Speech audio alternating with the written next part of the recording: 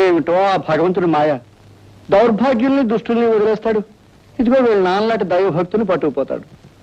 దౌర్భాగ్యులు దుష్టులైతే అక్కడ తనకేం ఆశ్రయపడతారని భయం అండి. భక్తుడైతే దగ్గర కూర్చుని పూజిస్తాడని పట్టుకుపోయి, పంతులు అయ్యా నువ్వు నోరు మూసుకోపోతే ఆ దేవుడు నిన్ను పట్టుకుపోతాడు. వరుస క్రమంలో నాకంటే పెద్ద ఇంకా ఉన్నారండి. అమ్మా రాధ, నువ్వు చిన్నపిల్లవి, నీకొచ్చిన కష్టానికి నా గుండె కరిగిపోతుందమ్మా. మా అయ్యగారు గుండె ఆవు నెయ్యి ఐసు మొక్క, పాపం కరెక్ట్ ఏమవుతుంది. చూడమ్మా, నువ్వు ఒంటరిగా ఇంట్లో ఉండడం నాకు ఇష్టం లేదు. పదమ్మా బయలుదేరు. ఎక్కడికని అడుగమ్మా. ఎక్కడికండి? ఇంకెక్కడికమ్మా, మా ఇంటికి. ఆచార్య గారు నాకు బాగా కావలసిన వాళ్ళు, హితులు. ఆ విధంగా నువ్వు కూడా నాకు కావాల్సిందనివే. మాతో పాటు మా ఇంట్లోనే ఉండు. బయలుదేరమ్మా. మీ అభిమానానికి నా కృతజ్ఞతలు. నేను రానండి.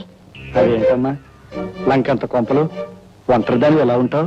నేను ఒంటరిదాన్ని కాదండి, ప్రకాష్ నాకు జీవితాంతం తోడుగా ఉంటాడు. అవునండి, మేమిద్దరం పెళ్లి చేసుకోవాలనుకుంటున్నాం. ఏమిటమ్మా రాధా, నిజంగానే? అవునండి, ఈ పెళ్లికి మా నాన్నగారు కూడా అంగీకరించారు. కానీ ఇప్పుడు అయితే అడ్డే ఉంది. నీ నాన్నగారు లేకపోయినా నేనున్నాను. ఎందుకని అడుగు. మీ ఇద్దరి పెళ్లి దగ్గరుండి దివ్యంగా జరిపిస్తాను. రేపే ముహూర్తాలు పెట్టిస్తాను. నాగరాజన్న, నాకు పెళ్లి జరగబోతుంది. నన్ను దీవించేందుకు అమ్మ లేదు, నాన్న లేడు, అన్నయ్య లేడు. నువ్వు ఆ అమ్మవారి నా పెళ్లికి పెద్దలు. అందుకే తప్పకుండా నా పెళ్లికి రావాలి. వస్తావు కదా?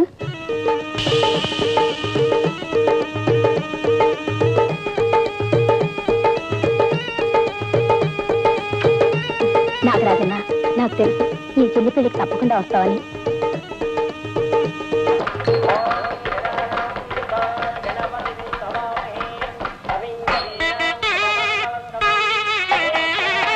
గుడ్ మార్నింగ్ జనార్దన్ గారు. రావయా హెడ్. అబ్బా, అమ్మోరు సంబరంలో పీరు సాహిబ్ లాగా పెళ్లి పందిట్లో పోలీస్ బట్టలతో వస్తామని దంగ పెట్టుకున్నానయ్యా. సవ్యంగా వచ్చావు, నాకు చాలా ఆనందంగా ఉంది. మీ పెళ్ళినంత ఉత్సాహంగా జరిపిస్తున్నారు, ఏమిటో కథ? ఇలా జరపడానికి మీరు రూల్స్ ఒప్పుకోవా? ఆచార్య గారు అమ్మాయి పెళ్లి జరిపిస్తూ చాలా మంచి పని చేస్తున్నారు జగన్నాథం గారు. నేను చెప్పాను, మత్తిలో నేను చెప్తున్నాను. ఇది నిజంగా మహానుభావుడు రుణం తీర్చుకోవడం అనుకోండి. ఏమిటోనయ్యా, యథాశక్తి నాకు చేతనైంది చేస్తున్నాను. అయ్యా, పెళ్లి పందిట్లో తుమ్మకూడదని శాసనం ఏమి లేదు కదా? శాసనం ఏమి లేదు కానీ తుమ్మడం చండాలం.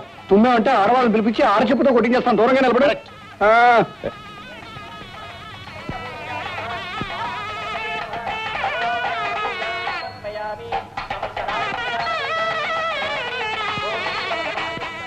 ఏంటి అలా దిక్కు చూస్తున్నావు? పెళ్లి కొడుకు పక్కనే ఉన్నాడుగా. అది కాదండి, మా నాగరాజన్ ఇంకా రాలేదు.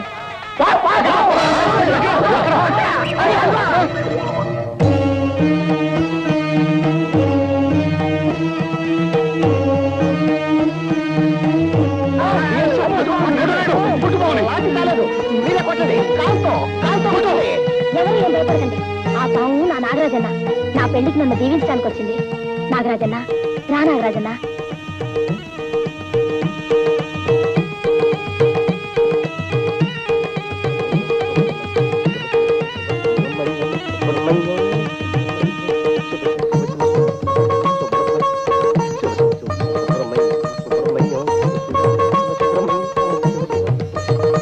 పెళ్లి కూర్చో నాగరాజన్న.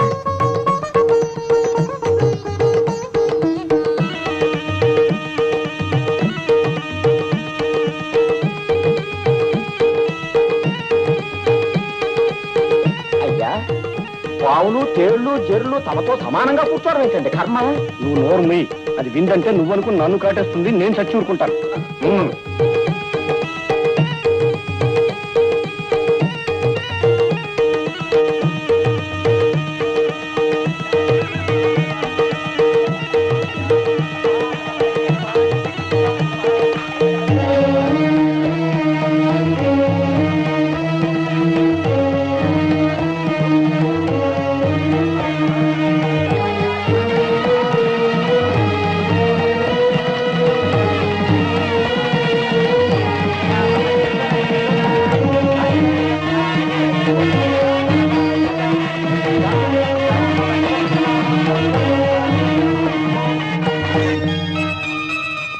మాలతి గారు, అమ్మ అక్క ఏ దిక్కు లేని నాకు అన్నీ మీరే చూస్తున్నారు. నిజంగా చూడు రాధా, నాకు కృతజ్ఞతలు చెప్పడంతోనూ నన్ను పొగడ్డంతోనూ ఈ రాత్రి వృధా చేయకూడదు. అవతల గదిలో మీకోసం అబ్బాయి గారి విరహంతో బాధపడుతుంటారు. పద పద.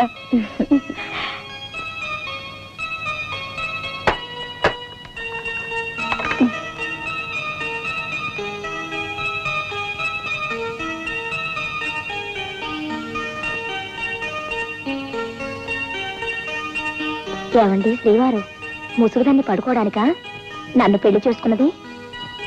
దొరగారు, దొంగని త్రాపి లేవండి.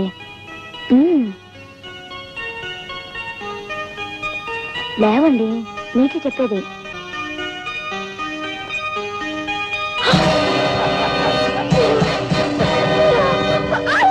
నేనే, సాక్షాత్తు నేనే, ఊరంతా గౌరవించి మహానుభావుడు అనుకుంటున్న జగన్నాథాన్ని ఇవాళ నీకు మేలు చేస్తాను. పెద్దల మాట గౌరవించే బుద్ధిమంతుడు కదా, తప్పనిసరి పని ఉందని చెప్పాను. వాయిదాన్ని వాయిదా వేసి పట్టం వెళ్తున్నాడు. ఈ రాత్రి నిన్ను నన్ను ఎవరు ఇబ్బంది పెట్టరు.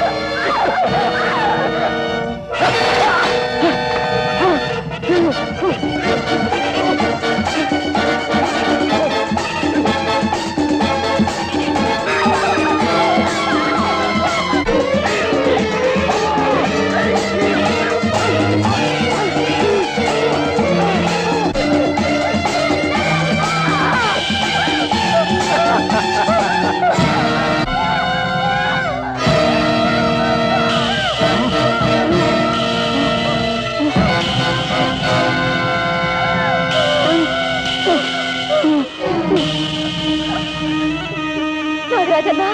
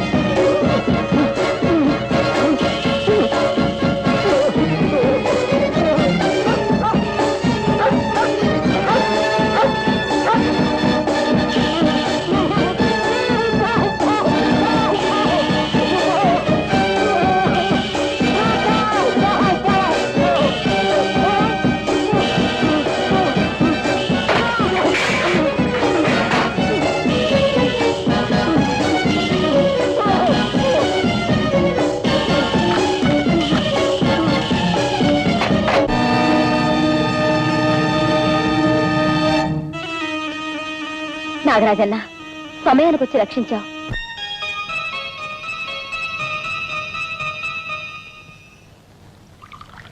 అసలు ఆ భయంకర చచ్చిపోయిందంటే అయ్యగారు ఎన్నుముకి ఇరిగిపోయినట్టే. ఛే, కాసేపు ఆ కుక్కగోలాపు. అసలే నా మనసు ఆందోళనతో చిందరవందరగా గందరగోళంగా ఉంది. ఎందుకని అడుగు. అడగడం దేనికండి? అయ్యగారు పిల్లతో మధ్య చేయబోయారు, పాంపులు దాపరించింది. అసలు అది కరవకుండా ఎందుకు ఊరుకొని చెప్పమా? చెప్పమా ఉప్మా అంటే చెప్పు తీసి కొడతాను. ఏంటో నీ ఉద్దేశం? ఆ పావులను కరవాలనా? అది కాదండి, అసలే అది తాచుపాం కదా, పగబడితే కాటు వేయాలి కదా. ఆ కార్యక్రమం మరో రోజుకి కన్నా వాయిదా వేసుకుందేమోనండి. ఏంటో నీ ఉద్దేశం? నన్ను భయపెట్టాలని చూస్తున్నావా?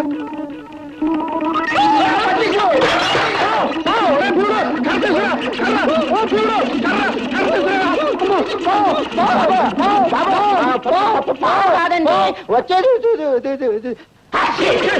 అయ్యగారు కర్ర తెచ్చానండి. ఆ కర్ర తీసుకొని పంతులు గారి బుర్ర మీద ఒకటే దరిద్రం వదిలిపోతుంది. బాబు, డాక్టర్ గారు ఇక్కడ? మందులు మాధవ్ గారు ఇక్కడేనండి, రండి చూపిస్తాను. డాక్టర్ మాధవ్ గారు, మాధవ్ గారు. ఎవరు? ఏమండి, ఇతను చాలా ఆపదలో ఉన్నాడు. అలాగా, తీసుకురండి. ఇలా తీసుకురండి. ఈ మంచం మీద పడుకోబెట్టండి.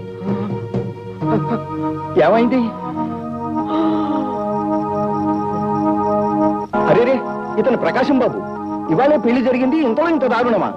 ఈ గాయాలేమిటి, ఈ నెత్తులేమిటి? భయంకరమైన ఓ కుక్క ఇతన్ని కరిచి ప్రాణాలు తీయబోయింది. అటువైపే వస్తున్నది అది చూసి ఆ కుక్కను చంపి ఇతన్ని కాపాడాను. ఇతని పరిస్థితి ఏమిటో త్వరగా చూడండి. అయ్యా, 4 మనుషులతో వెళ్ళు. కనిపించిన పుట్టనల్లా తవ్వై, కనిపించిన పావునల్లా ముక్కలు ముక్కలుగా చేయి. వెళ్ళు. పరిస్థితి కొంచెం ప్రమాదకరంగానే ఉంది బాబు, ప్రయత్నిస్తాను. ఏమిటి? మందులు మాధయ్య గారింటి దగ్గర? అవునమ్మా. రండిరా రావండి.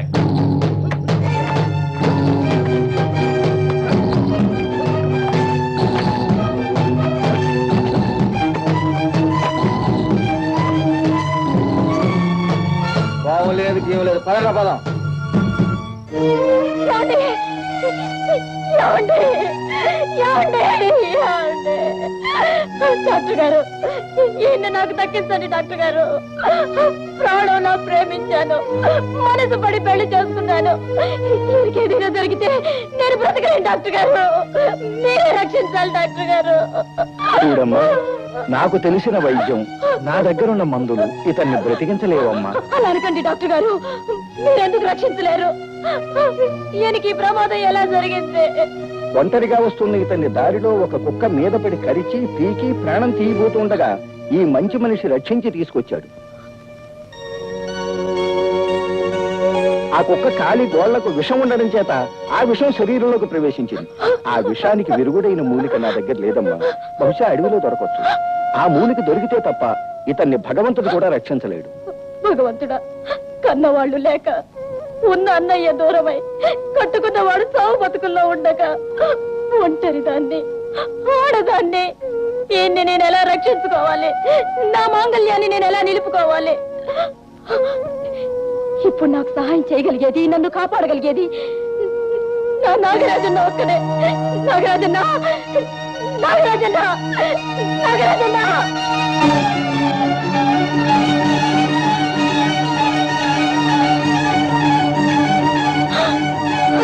నాగరాజన్న, నాగరాజన్న, ఎంత ఘోరం జరిగిపోయింది. నా నాగరాజన్నకి నిలువ నీళ్ళు లేకుండా చేశారా దుర్మార్గులు? ఎక్కడున్నావు? ఏమైపోయావు నాగరాజన్న? కష్టాల్లో ఈ చెల్లెమ్మ కన్నీళ్లు తొడవాల్సి నువ్వేమైపోయావు నాగరాజన్న? ఎక్కడున్నావు నాగరాజన్న?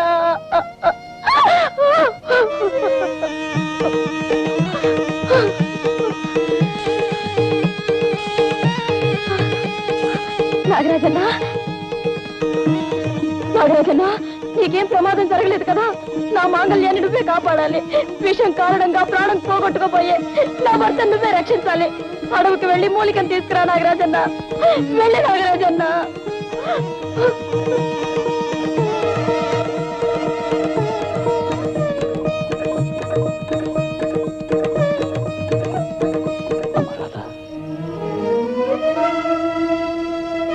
చెల్లెమ్మా, నేనెవరో గుర్తుపట్టలేదమ్మా. అమ్మ రాధ, చిన్నప్పుడు నాన్నగారు నువ్వు పెళ్లికని వెళ్ళినప్పుడు, అమ్మ మంటల్లో మండిపోయినప్పుడు మీకు దూరం అయిపోయిన సూర్యబాబునమ్మా. నీ సూర్యనైను.